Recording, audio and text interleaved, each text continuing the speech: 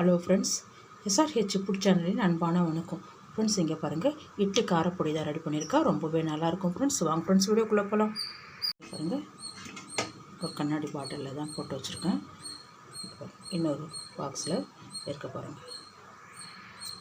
இது மாதிரி எடுத்து வச்சுக்கிட்டா நல்லா ஒரு 10, 12, 15 நாள் கூட வரும் ஃப்ரெண்ட்ஸ். ஃப்ரெண்ட்ஸ், இங்கே பாருங்கள், நல்லா சுட இட்லி எடுத்து வச்சுருக்கேன். பொடி நல்லெண்ணெய் தான் விட்டுருக்கேன். பாருங்கள், நம்ம வீட்லேயே மாவு அரைச்சி ரெடி பண்ண இட்லி தான். இங்கே பாருங்கள், கொஞ்சமாகவும் தொட்டு சாப்பிடலாம். இங்கே பாருங்கள்,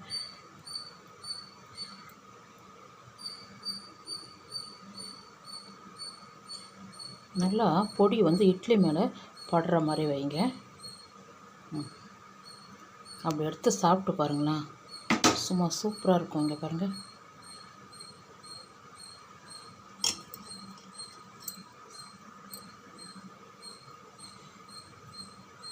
இது மாதிரியும் சாப்பிட்லாம். இது மாதிரி சாப்பிட்டா ரொம்ப டேஸ்ட்டாக இருக்கும். இங்கே பாருங்கள்,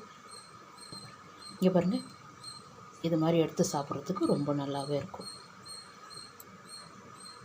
இங்கே பாருங்கள், நல்ல காரசாரமாக நல்ல மணமாக சூப்பராக இருக்குது பொடி சாப்பிட்றதுக்கு.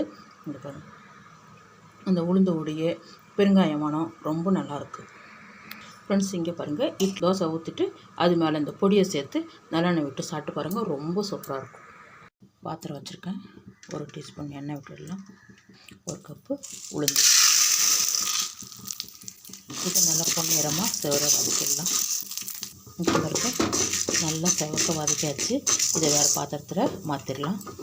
சிம்மில் வச்சு தான் வதக்கியிருக்கிறேன். இங்கே பாருங்க, பாத்திரத்தில் மாற்றிட்டேன். 1/2 கப்பு கடலைப்பருப்பு, இதுவும் நல்லா பொன்னிறமாக வறுத்துடலாம் ஃப்ரெண்ட்ஸ். கடலைப்பருப்பும் வறுத்தாச்சு. இதுவும் நம்ம உளுந்து எடுத்து வச்சுக்கிற பாத்திரத்துலேயே கொட்டிடலாம். கப்பு பச்சைப்பருப்பு, இதுவும் நல்லா செவக்க வதக்கி எடுத்துடலாம். கடலைப்பருப்பு சேர்த்துடலாம்.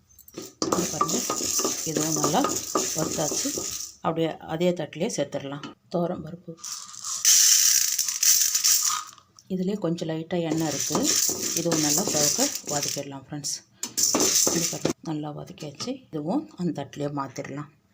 துவரம் பருப்பு சேர்த்துருக்கேன். 2 டீஸ்பூன் மட்டும் பொட்டுக்கடலை லைட்டாக சூடுபடுத்திட்டா போதும். அது கூடவே ஒரு 1/4 கப்பு வெள்ளை எள்ளு. வெடிக்க ஆரம்பிச்சிடும், உடனே எடுத்துடலாம்.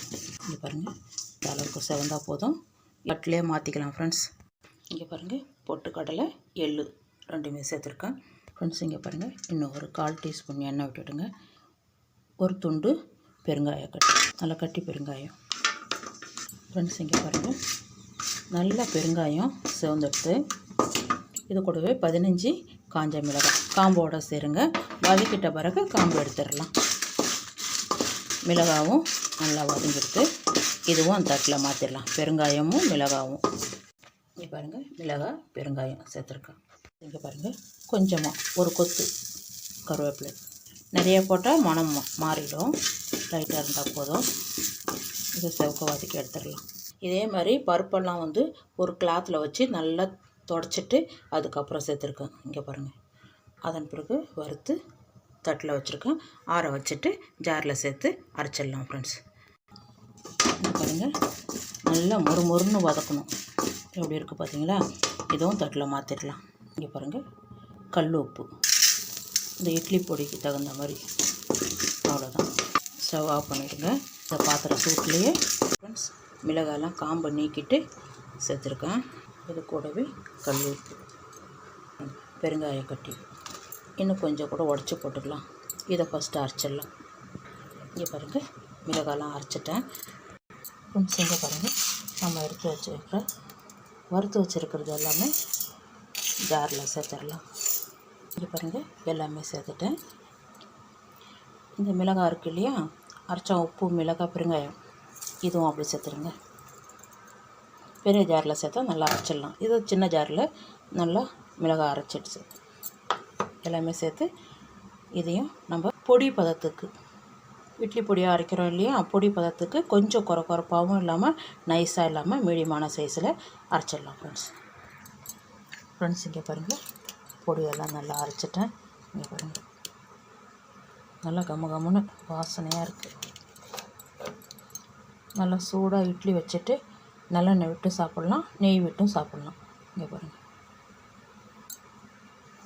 இது நான் ஒரு 10 நாளைக்கு தான் அரைச்சிருக்கேன்.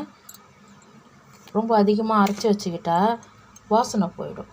இங்கே பாருங்கள், கொஞ்சம் கொஞ்சமாக சேர்த்து அரைச்சிக்கலாம். இங்கே பாருங்கள், ஒரு 10-12 நாளைக்கு இருக்கும், நல்லாயிருக்கும். இங்கே பாருங்கள், வாங்க ஃப்ரெண்ட்ஸ் சாப்பிட போகலாம். ஆறுனதுக்கப்புறம் ஒரு பாக்ஸில் எடுத்து வச்சுக்கலாம். பாருங்கள்,